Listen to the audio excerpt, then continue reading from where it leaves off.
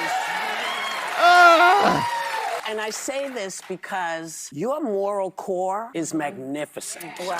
I know you probably don't want it, you don't want to think about it, but I would feel a lot better with you leading the FBI, the CIA, the NBC. You know, puke my guts out. So I'm just saying, should it be floated? Please think about it. And under the radar. We have to get Vice President Harris elected too. Yes. It's really like. Well, you know, I'm just being... You're putting it out there in the universe. I'm putting it in the universe. Manifest. Because that's how we do things. Go ahead.